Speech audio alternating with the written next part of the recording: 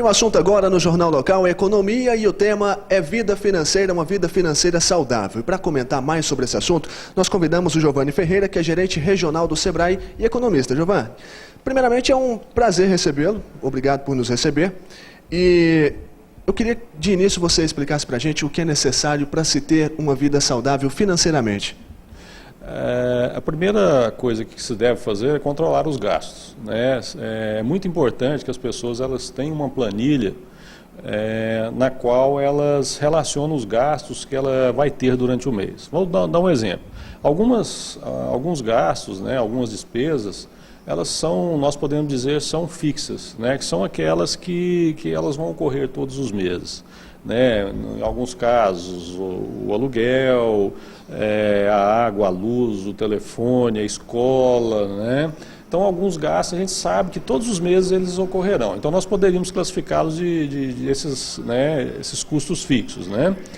E existem aqueles gastos esporádicos também. E muitas vezes as pessoas elas se esquecem, tá, que existem esses gastos que ocorrem eventualmente, né? E o que acontece? Ela não tem um controle do que ela precisa economizar ou precisa poupar para ela fazer face a essas despesas durante o mês.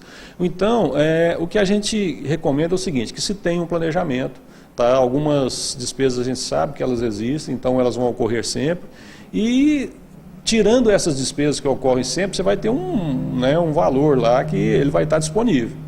Então, o interessante é que se faça sempre essas contas para que você não incorra em gastar mais do que você normalmente tem.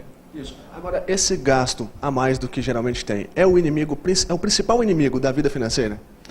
Porque o que vai acontecer? Ele não vai conseguir pagar, se ele gasta mais do que ele ganha lá do seu salário, da sua renda, né?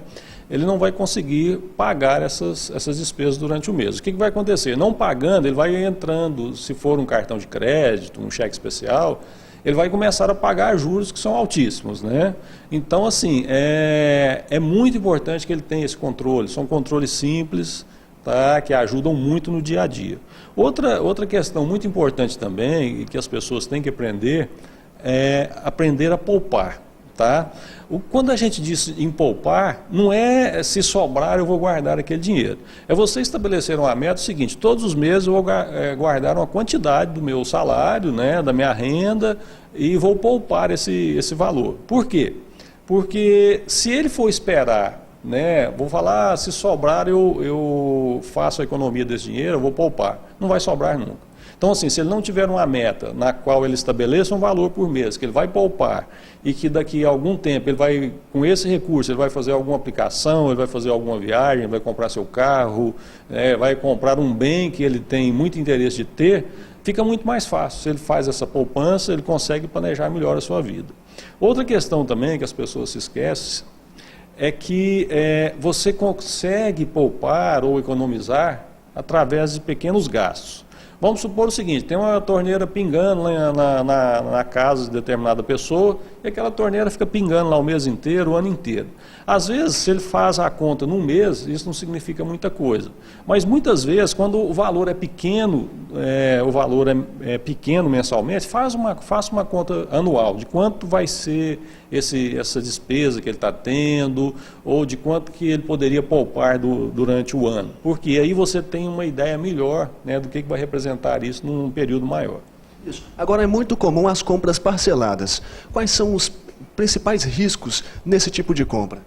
Na realidade, você tem que saber o que está sobrando por mês para você parcelar. Porque às vezes as parcelas são pequenas, só que a pessoa vai parcelando muitas compras, tá? E quando se soma essa quantidade de parcelamentos que ele fez, isso dá um valor alto durante o mês. Então, assim, há que se tomar cuidado muito com esses parcelamentos. A questão da poupança ela é importantíssima. Tá? A pessoa estabelecer uma meta de poupança, porque às vezes ele vai comprar um determinado bem, e isso se consegue até hoje, ao invés de ele parcelar todo, 100% do bem, ele tem um dinheiro que ele reservou durante o ano, durante um determinado período, ele vai lá dar uma entrada, né, sei lá, de 30%, 40%, 50% daquele bem e financia o resto. Então, assim, vai ficar mais barato para ele, ele vai deixar de gastar um valor, né, que poderia fazer falta. Isso. Agora nós estamos entrando num período de crise financeira no Brasil, já estamos sentindo essa crise na pele. E quais são os riscos de uma mudança de emprego nesse momento? Pode acontecer, de repente um determinado setor ele é mais afetado que o outro, ele pode precisar de reduzir o número de colaboradores lá da empresa, né? Então pode ocorrer demissões. O que a gente espera é que isso não aconteça, né? Então assim, as pessoas têm que estar preparadas, elas têm que ter uma reserva, se acontecer alguma coisa inesperada, ela tem que ter uma preparação para isso. Isso pode acontecer com qualquer pessoa, né? Então é um risco, né? Mas esperamos que ele não seja algo muito volumoso durante esse ano. As pessoas, né, elas têm que ter o principal, em qualquer situação, de crise ou não, tá? Ela tem que ter um controle dos gastos. Esse é o principal, ela tem que pôr no papel o que ela vai gastar.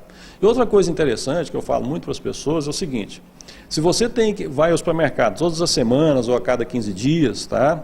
Que você faça uma lista de compras do que realmente está precisando, né, do que realmente necessita.